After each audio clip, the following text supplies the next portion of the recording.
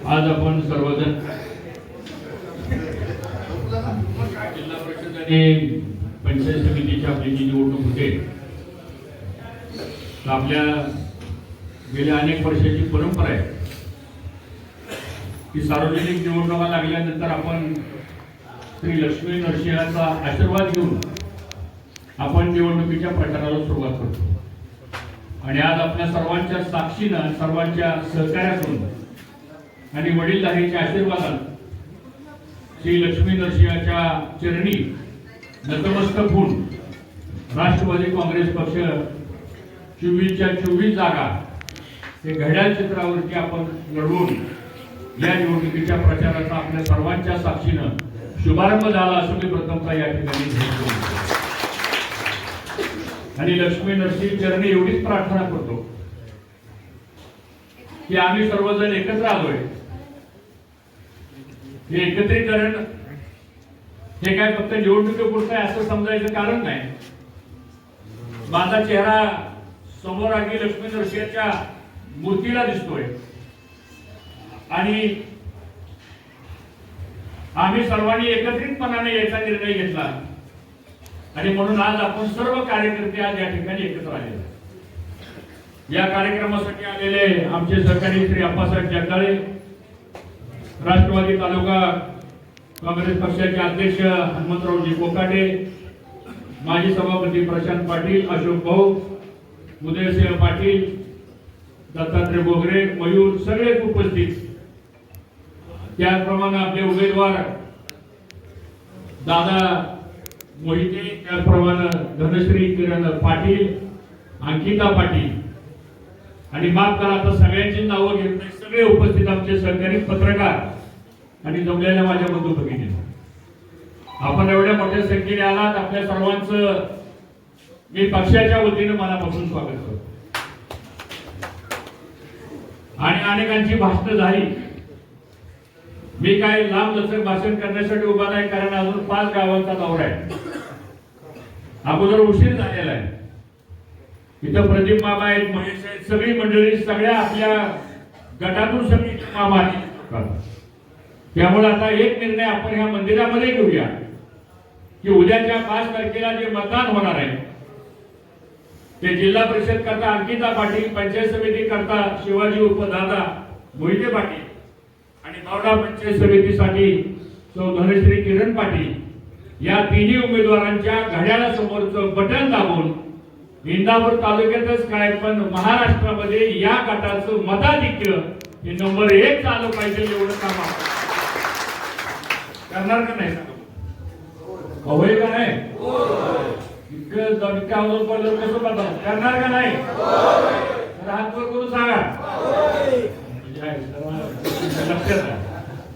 त्यामुळं आपण सर्वांनी आता आपली जबाबदारी आहे आणि ही जबाबदारी घेऊन आपल्याला आता पुढे वाटचाल करायची। मित्रांनो, मी फक्त 5 मुद्द्याचं स्पष्टीकरण करणार आहे, माझं भाषण संपवणार आहे एका एका वाक्यामध्ये। एकत्र का आलो त्याचा उल्लेख माझ्या अगोदरच्या अनेक वक्त्यांनी केला।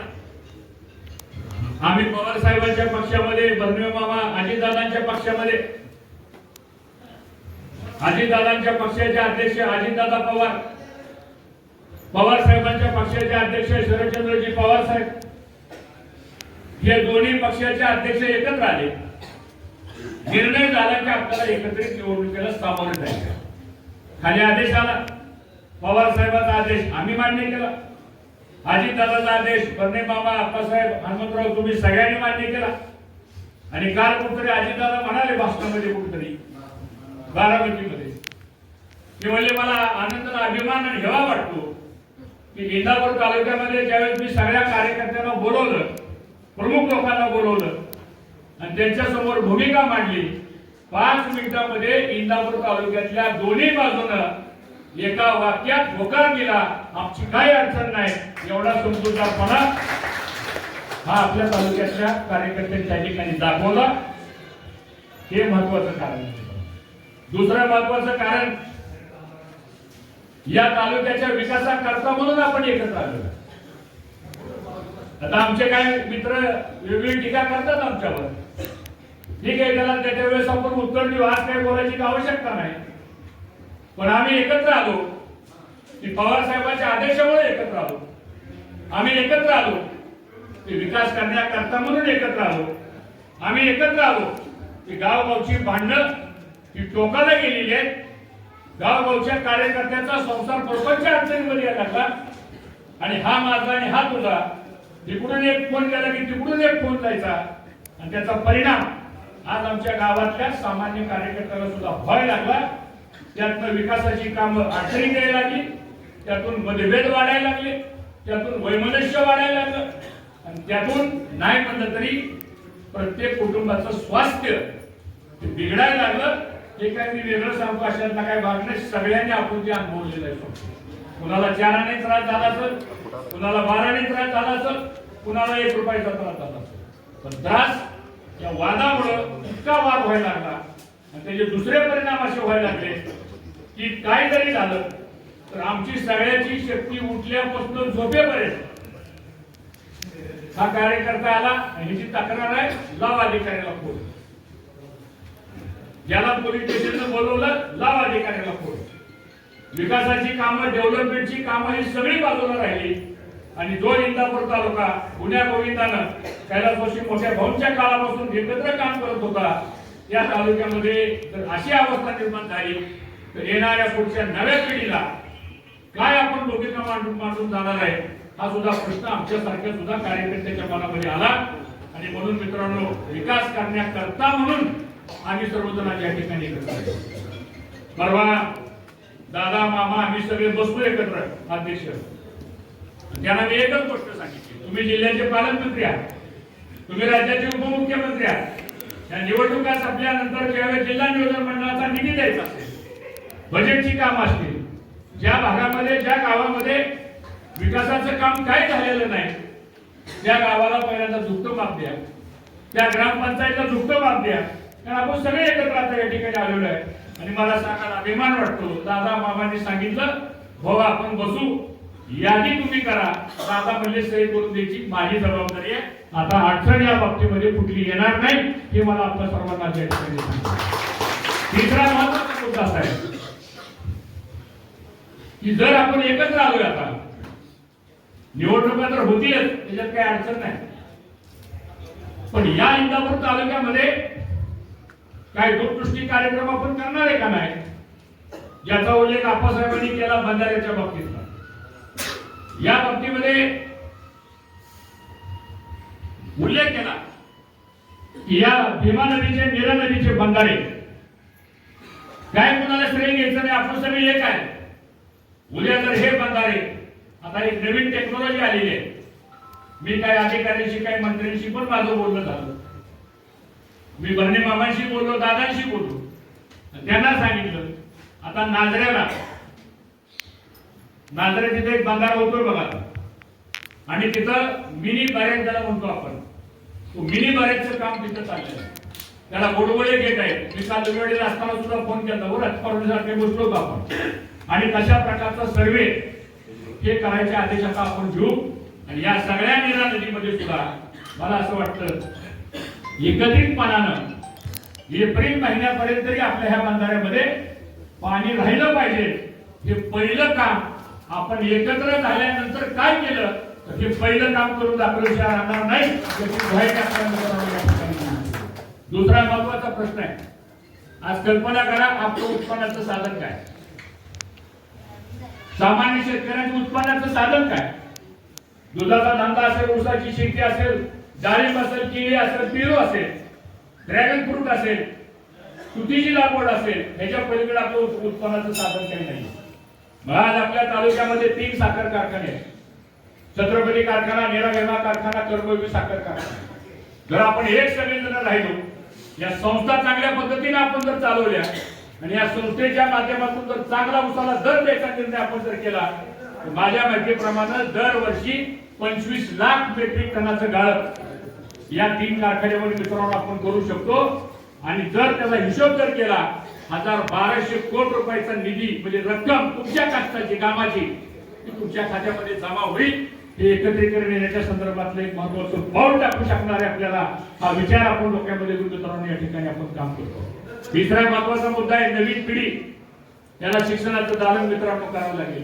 गोरगरिबांची मुलं इंजिनिअरिंग, मेडिकल, पॉलिटेक्निक, बी फार्मसी याची दृष्टी ठेवावं लागेल आपल्याला. रोज भांडायचंय का आपल्याला? तर रोज एकामेकाची डुकी फोडायचीच आपल्याला. रोज कटकटी करून काय आपला संसार प्रपंच भागणार आहे? आपला अजिबात होणार नाही. आणि म्हणून शैक्षणिक संकुल सुद्धा या इंदापूर तालुक्यामध्ये पुढच्या काळामध्ये आपल्याला करावी लागणार आहे. हे एकीकरणाच्या पाठीमागचं महत्वाचं कारण आहे. चौथं महत्वाचं कारण आरोग्याच्या सुविधेच्या बाबतीत ज्याचा उल्लेख आप्पासाहेबांनी केला. जरूर ह्या इंदापूर तालुक्यामध्ये एक ट्रॉमा केअर सेंटर मोठं निर्माण करावं लागेल आपल्याला.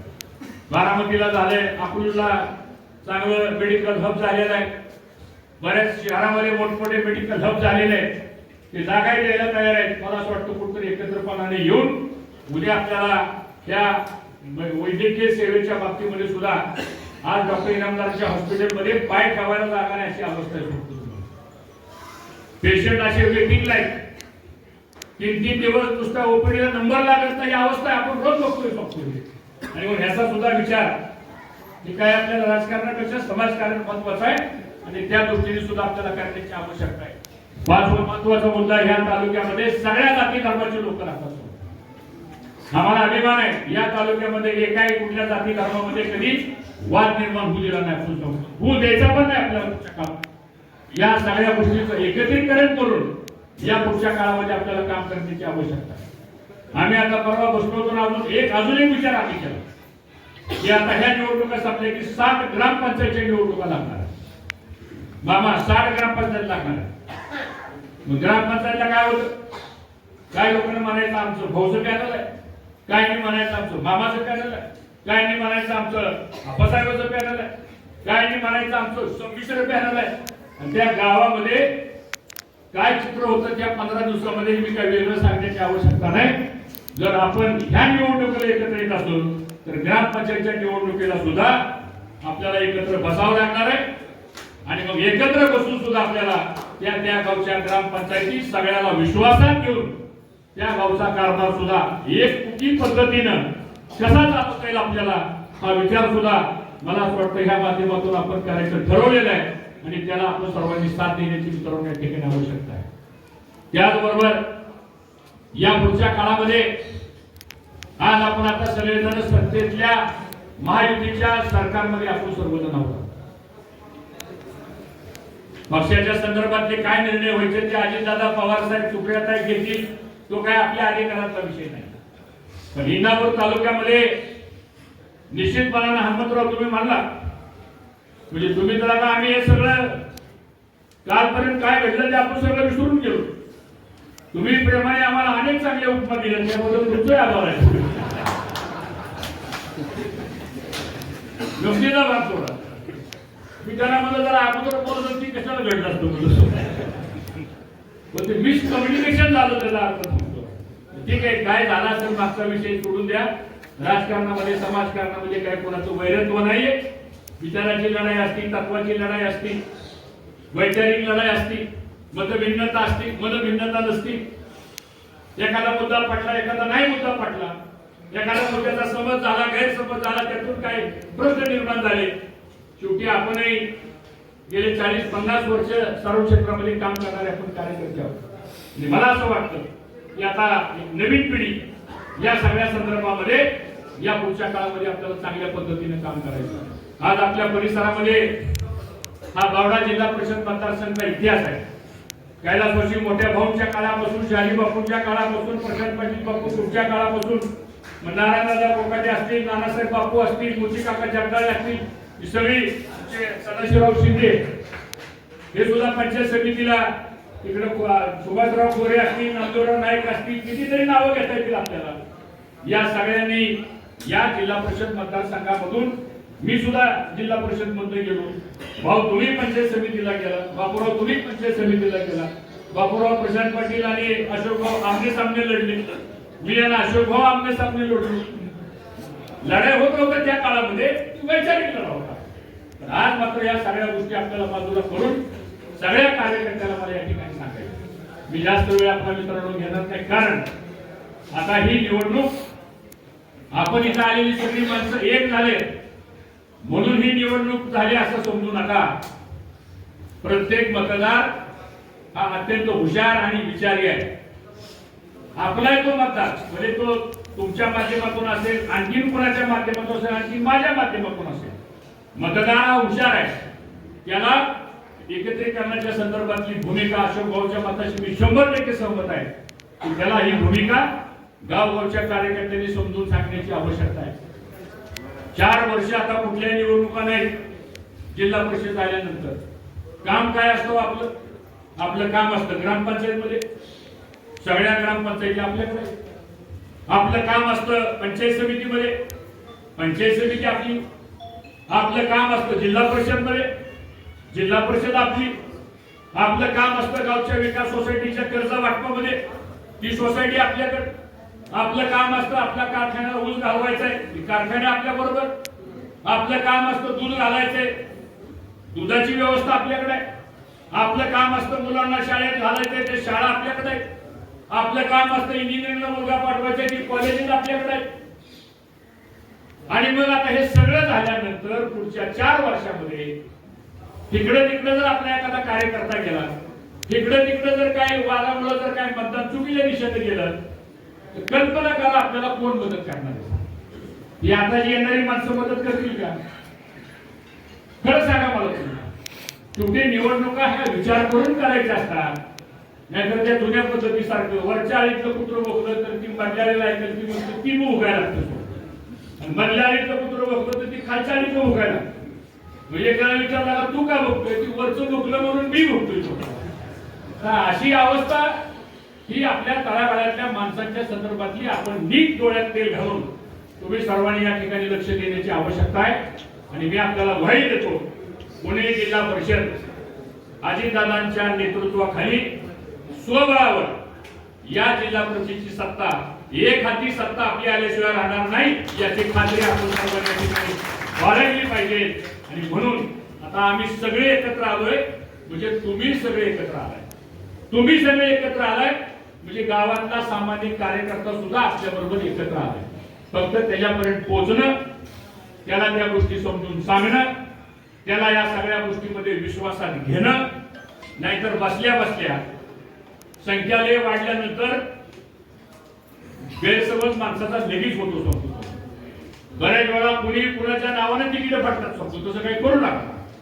जे काय असेल नसेल, ज्याने त्याने आपापल्या पद्धतीनं त्या ठिकाणी एकत्र, चिन्हच आपलं एक आहे, पक्षाचं नाव आपलं एक आहे, प्रचाराची यंत्रणा आपली एक आहे, काम आपण सगळे एकत्र करतोय, वैचारिक लढा घेऊन आपण संघटितपणानं प्रचाराचं काम आपण करतोय. मग मतदानाच्या बाबतीमध्ये जर काही इकडे तिकडे कमी जास्त झालं तर ते कुठेतरी आपणच आपल्याला फसवलंय का काय, अशा प्रकारची परिस्थिती मित्रांनो होऊ शकते. कार्यकर्त्यांच्या बाबतीत एक गोष्ट मला जाणवली की ह्या घडलेल्या घटना आम्ही त्यांना सांगायला पाहिजे होत्या, पण ती वेळच नव्हता. एक तर सुप्रीम कोर्टाने निवडणुका लगेच लावल्या, जे कुणालाच वाटलं नाही. त्या लागल्यानंतर या सगळ्या एकत्रीकरणाचा निर्णय इतक्या विलवतावरला झाला आणि मग 2 आणि 3 दिवसामध्ये फॉर्म भरणं, उमेदवार ठरवणं, चर्चा करणं, बैठका घेणं हे कुणालाही शक्य नव्हतं. आणि म्हणून या सगळ्या गोष्टीला विलंब झाला. कृपा करून या संदर्भातला गैरसमज कोणी करून घेऊ नका. कुणाला डावलायचं होतं, कुणाला विश्वासात घ्यायचं नव्हतं, कुणाला काहीतरी बाजूला ठेवायचं होतं, कुणाला काहीतरी परस्पर करायचं होतं, अशी याच्या पाठीमागची कोणतीही भावना आपली या संदर्भातली मित्रांनो नाहीये.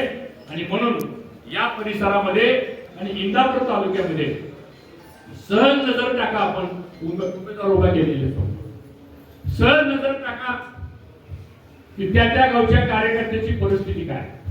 आणि म्हणून आता कोणी येईल काहीतरी आपल्या भावना भडकून देण्याचा प्रयत्न करेल, काहीतरी गैरसमज करून देण्याचा प्रयत्न करेल. आणि म्हणून याचाही विचार थोडा आपण सर्व कार्यकर्त्यांनी सुद्धा करण्याची आवश्यकता आहे. आज सगळ्या महाराष्ट्राचं लक्ष लागलंय इंदापूर तालुक्याच्या निकालाच्या संदर्भामध्ये. उद्या 27 तारखेला विड्रॉलची शेवटची मुदत आहे. आहेत आता अशोक भाऊनी फॉर्म भरलाय आणि काही लोकांनी फॉर्म भरले, ठीक आहे, फॉर्म भरले असतील त्याबद्दल दुमत नाही. माझं आव्हान आहे या निमित्तानं आपण एका पवित्र ठिकाणी बसलेलो आहे. आता पक्षाची एबी फॉर्म म्हणून नावं जाहीर झालेली आहेत. आता त्याच्यामध्ये काय बदल होऊ शकत नाही. एबी फॉर्म दिला, नोटीस बोर्डाला यादी लागली, तो उमेदवाराचा निर्णयाच्या प्रक्रियेचा अंतिम टप्पा संपलेला आहे. आता त्याच्यावर आपण चर्चा करण्यात काय अर्थच नाही. आता ज्यांनी कोणी अर्ज भरले असतील किंवा ज्यांच्या कोणाच्या ऐकण्यामध्ये जर कोणी असतील, मित्र परिवार संपर्क संबंध सगळ्याच असतो संपूर्ण. आपण जरी वेगळं होतो तरी बोलणं चाललं सगळ्याचं चालूच होतं की कोणाच बंद होतं सांगायचं, सगळ्याच बोलणं चालू होतं, सगळ्याच बोलणं चालणं चालू होतं. आणि म्हणून आपण सुद्धा आता हा विचार केला पाहिजे येणाऱ्या पुढच्या काळामध्ये सुद्धा आता ज्यांचे म्हणून उमेदवारी अर्ज आपल्याला काढता येतील, ज्यादा भरले असतील ते आपण काढावेत. आणि आपल्या बावडा जिल्हा परिषद मतदारसंघामध्ये चित्र जर आपण बघितलं तर लाटेवाडीची जुबेवाडीची पंचायत समिती आहे, त्याला काहीतरी 18,700 मतदान आहे. बावड्याची पंचायत समिती त्याला 20,127 काहीतरी मतदान आहे. दोन्ही मिळून 37,000 मतदान या आपल्या गटामध्ये आणि गणामध्ये आहे. आणि गाव आपल्याला माहिती आहे, बोराटवाडी पासून खाली जुबेवाडी पर्यंत, नरसिंहपूर पासून ते बावड्यापर्यंत, वकील कुरवड, चाकाटी, निमगाव, भगतवाडी, पेटेवाडी आणि ही मधल्या पट्ट्यातली सगळी गाव, ह्या गावांचा आपला हा मतदारसंघ आहे. नजर टाकली तर कुठल्याच गावामध्ये आपण मायनस हो अशी परिस्थिती नाही. पण हे कधी शक्य आहे? ओव्हर कॉन्फिडन्स मध्ये जर आपण गेलो, हे आता काय काळजीच नाही, तुमची एवढी माझी एवढी कारागिरी झाली पडली मतं ही कागदावर असेल नुसती, असं करून नाही चालणार. आपल्याला प्रत्येकाने ही जबाबदारी घ्या. तेव्हा आम्ही तर ठरवले कुठलाही काय झाला असेल मागचा विषय सोडून द्या, तो त्याच्या वेळेचा रोल होता आपला, त्याच्या वेळेची आपली भूमिका होती, त्याच्या वेळेचे आपले संदर्भ होते. त्यामुळे आता काय जरी झालं तरी आपल्याला या निवडणुकीमध्ये डोळ्यात तेल घालून आपल्याला काम करावं लागेल. पहिल्यांदा मतदार याद्या घ्या, घेतल्या का मतदार याद्या सगळ्यांनी सांगा, आल्या का नाही मतदार याद्या आपल्याकडे? अजून आपण मतदार याद्याच बघितले ना असं दिसतंय. आल्या सगळ्या म्हणा की होईल किंवा नाही, तर मतदार याद्या घेऊन नावं तपासा, त्याच्यामधली नावं काही चुकलेत का ते बघा. आता चुकले असतील तर ती दुरुस्त होऊ शकत नाही. बाहेर गावचं मतदान असेल तर ते आणण्याचा प्रयत्न आतापासून आपल्याला करावा लागेल. आणि मताची टक्केवारी काय जरी झालं तरी ही मताची टक्केवारी आपल्या सगळ्याच्या एकत्रीकरणाला शोभेल अशा प्रकारची ही मताची टक्केवारी मित्रांनो झाली पाहिजे. हे मला आपल्या सर्वांना या ठिकाणी मुद्दाम सांगायचं. त्याचबरोबर आता परत मला निरोप आला नाही, मला काही माहित नाही, तेव्हा आता मी इथं संपतोय. आता तुम्ही सगळे कार्यकर्ते आहात.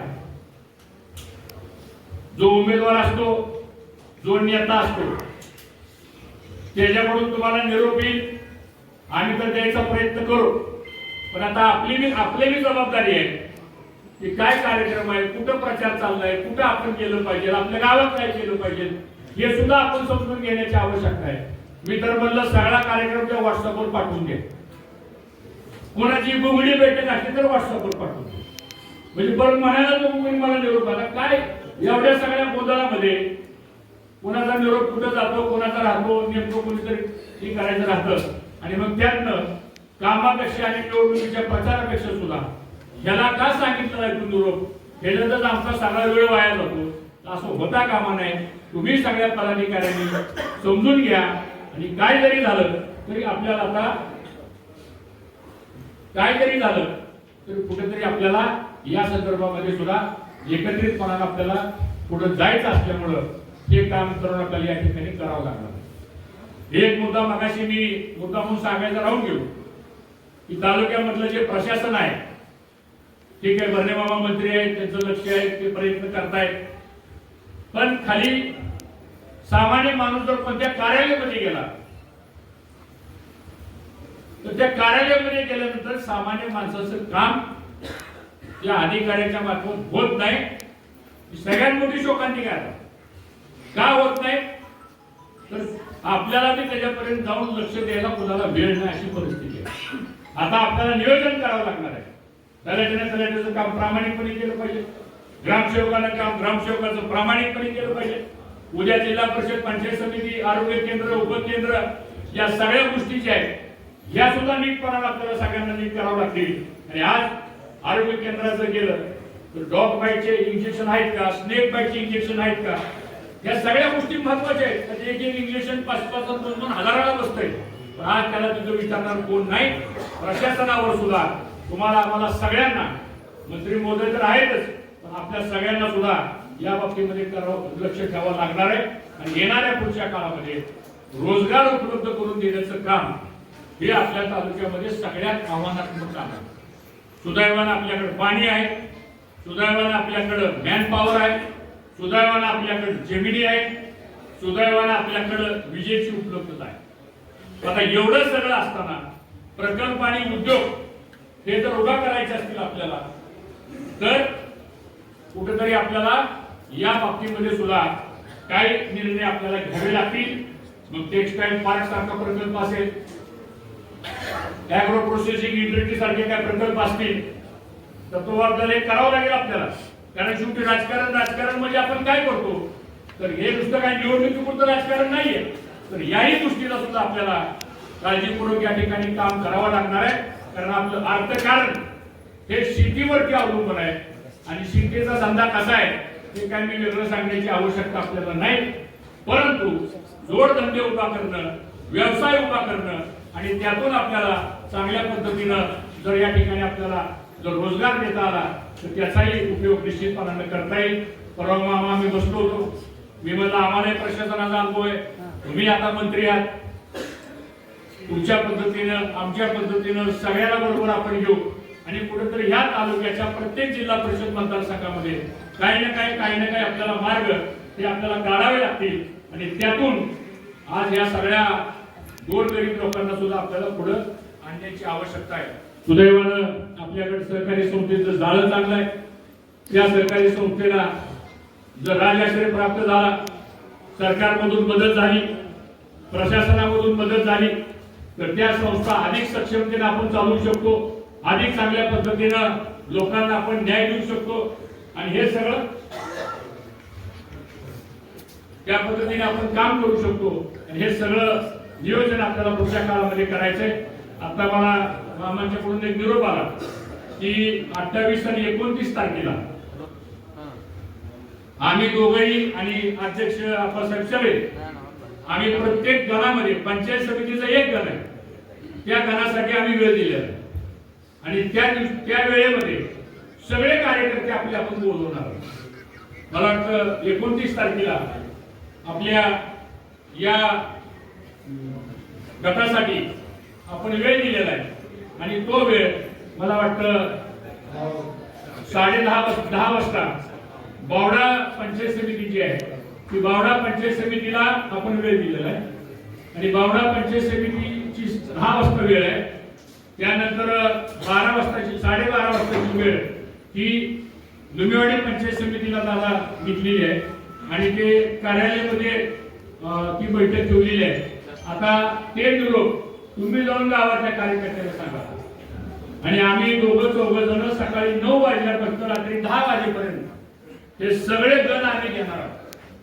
आणि साधारणतः एकेका गणामध्ये 1000-1500 आपले कार्यकर्ते छोटे मोठे सगळे असे एकत्र आपण करू आणि ते एकत्र करून त्या गणामधली पुढे आपली ही सगळी चर्चा आपण करू. आणि हा 29 तारखेला 2 दिवसामध्ये हा कार्यक्रम झाला आपला की मग मात्र 31 तारखेपासून पुढे 3 तारखेपर्यंत दादा आम्ही बसून ठरवू सगळेच नियोजन काय होणार आहे, सभा कुठे घ्यायची का नाही घ्यायची याचाही विचार होईल. कारण एवढे सगळे कार्यक्रम एकत्र झाले तर मग सभेला वेळ फार जाणार, माणसं फार येणार, भाषण फार होणार. कारण बरेच नेते मंडळी आहेत आणि मग त्यातून आपलं प्रचाराचं काम थांबल आणि फक्त सभेचंच काम आपल्याला ठेवावं लागेल. अशा प्रकारची परिस्थिती मित्रांनो या बाबतीमध्ये सुद्धा आपल्याला पुढे नियोजन करावं लागणार आहे. आणि प्रचारामध्ये होतंय काय आपलं, तुम्ही तर सगळे अनुभवी माणसं आहे. आपला 3 तारखेपर्यंत प्रचार फार जोरात असतो. सभा मोठ्या होत्या, त्या रॅली मोठ्या होत्या, सगळं होतं. आणि शेवटच्या 2 दिवसामध्ये मात्र आपण ढेपाळलेल्या अवस्थेमध्ये असतो. तर तशी अवस्था काय होता कामा नये. सगळ्या इथल्या कार्यकर्त्याला माझी स्पष्ट सूचना आहे की कसलंच मनात काय आणू नका. लय मतदान झाल्यावर ह्याची कालर ताट होईल, मतदान कमी झाल्यानंतर ह्याला खाली बघायची पाळी येईल, की जे काय आपलं ग्रामीण भागात चालतं पारा बसून हे असलं काय करू नका. त्याची जिरवा तर ही जिरवा सगळ्याची जिरून जाईल असलं काय होऊन देऊ नका. आणि कुठेतरी आपल्याला या बाबतीमध्ये आपल्याला निश्चितपणानं एकत्रितपणानं आपल्याला काम करायचंय. हे एकत्रीकरण हे काही फक्त निवडणुकीपुरतं नाही, तर पवार साहेबांनी इच्छा व्यक्त केली की बाबा आता मी आयुष्यभर हे सगळे कार्यकर्ते सांभाळले, आयुष्यभर मी या सगळ्या प्रक्रियेमध्ये मी माझं आयुष्य झोकून दिलं. आता वादविवाद कमी करा, एकत्र या आणि एकत्र येऊन आपल्याला या बाबतीमध्ये आपल्याला काम करायचंय. आणि म्हणून हा एकत्रीकरणाचा निर्णय या ठिकाणी झाला. आता कुणी टीका केली आपल्यावर, माझी हात जोडून विनंती आपल्या सगळ्यांना, निवडणूक जर जिंकायची असेल तर काय बोलावं त्याच्यापेक्षा काय बोलू नये हे ज्याच्याकडे सूत्र असेल ना तो निवडणूक जिंकणार. खरंच लातूरला एक पुढारी गेला, भाषण केलं, एक वाक्य उच्चारलं, काय त्याचा परिणाम झाला, म्हणजे काय परिणाम झाला त्याच्या महानगरपालिकेवर सांगतो. सगळं स्पष्टीकरण देऊन देऊन सगळी दमली सांगतो. एकदा का तोंडात एखादा चुकीचा शब्द जर गेला तर तो इतका धारदार शस्त्रापेक्षा सुद्धा इतकाच भयानक असतो की त्याचं डॅमेज, त्याचं नुकसान एवढं होतं की त्याची तुम्ही कल्पना सुद्धा करू शकत नाही. आणि म्हणून मला सर्वांना सगळ्याच कार्यकर्त्यांना सांगायचे, बसल्या बसल्या म्हणून त्याच्याकडे काय आता नाही आला तरी वागतंय आपला कोण लागून गेला हे असाच वागतो असलं खरंच काय बोलू नका. नाही तुम्हाला एखाद्याबद्दल चांगलं बोलता आलं तर वाईट तरी तुम्हाला बोलू नका. एवढी खबरदारी हे आमचे अनुभव सांगतो तुम्हाला. आम्ही पण जवळजवळ 20-25 निवडणुका लढवलेल्या आम्ही कार्यकर्ते आहोत. आणि म्हणून अशा कुठल्याही गोष्टी मला असं वाटतं आपण या संदर्भामध्ये आपण लक्षात ठेवून आपण या बाबतीमध्ये लक्ष देऊन काम करण्याची आवश्यकता आहे असं मला आपल्या सर्वांना या ठिकाणी प्रामुख्याने सांगायचे. आज आपण सर्वजण एवढ्या मोठ्या संख्येने आज या ठिकाणी आलात आणि आपल्या बावडा गटाच्या लोकप्रिय उमेदवार सन्माननीय अंकितभाई पाटील या ठिकाणी भगवान नृसिंह चरणी आशीर्वाद घेण्यासाठी उपस्थित झालेले आहेत. त्यांचं या ठिकाणी मनपूर्वक आभार. तर आपण आता या कृतीची खबरदारी घेण्याची आवश्यकता आहे की काय जरी झालं तरी आपल्याला सर्वांना आता यावेळेस आता घड्याळ ह्या चित्रासमोर आपल्याला बटन दाबून अंकिता पाटील आणि दादा मोहिते आणि बावडा पंचायत समितीमध्ये आमचे धनश्री किरण पाटील या तिन्ही उमेदवारांना आपण प्रचंड मतानं निवडून द्यावं एवढीच आपल्याला ग्वाही देतो. म्हणजे आलेल्या सगळ्या कार्यकर्त्याला मी माझ्या वतीनं, कारण हा आपला घरातला मतदारसंघ आहे, मी माझ्या वतीनं आपल्याला जाहीर शब्द देतो, कुणावरही अन्याय होणार नाही, सगळ्याला विश्वासात घेऊन काम केलं जाईल, कुणाबद्दलही कुठल्या प्रकारचा आकस बाळगला जाणार नाही आणि सगळ्याला मिळून आपण या पुढच्या काळामध्ये एकत्रितपणाने आपण सगळेजण काम करू अशा प्रकारची आपल्याला ग्वाही देतो आणि आपल्या सर्वांची रजा घेतो. जय हिंद, जय भारत.